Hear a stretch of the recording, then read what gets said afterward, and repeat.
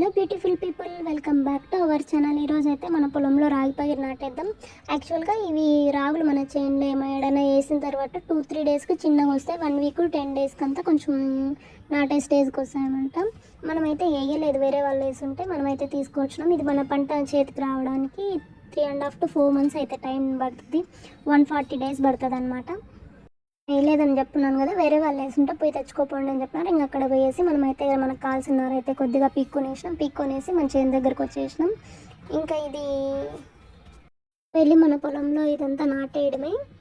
కడిగి నాటడం వల్ల కొత్తేరు అనేది కొంచెం ఫాస్ట్గా వస్తుందన్నమాట. ఈ వర్షాల వల్ల చాలామందికి నష్టమే ఎక్కువ ఉంది. రైతులకైతే, మిగతా వాళ్ళకైతే కొంచెం అట్లా ఇట్లా హాలిడేస్ అన్నట్లు అనిపిస్తుంది. రైతులైతే చాలా కష్టపడాల్సి వస్తుంది. ఇంకా మనమైతే ఫైనల్గా మన అనప చెట్ల చేనులో అయితే నాటేసిన అనప చెట్లు పెట్టున్నామని చెప్తున్నాను కదా. ఈ వర్షాలకు మొత్తం సగానికి సగం అంతా అనప చెట్లు లేవన్నమాట. ఇంకా ఎందుకు అట్లనే అన్నట్టు 2 in 1 అన్నట్లు మనమైతే ఈ రాగి చేను కూడా దాంతోనే నాటుతాను.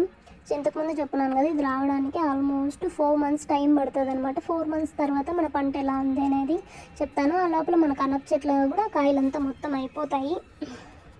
ఈ తుఫాన్ వల్ల రైతులకైతే చాలా ఇబ్బంది అయిపోయింది. వర్షాలు పడడం వల్ల ఆవులకి గడ్డి తెచ్చుకోవడం అంట చాలా అయితే ఇబ్బంది అయిపోతుంది. టమాటా చెట్లు మొత్తం ఎర్రగా అయిపోతాయి. మనకైతే హాలిడేస్ అవి ఇవన్నీ కొంచెం అట్లా ఉంటుంది, కానీ రైతుల పరిస్థితి అయితే అట్లా ఉండదన్నమాట.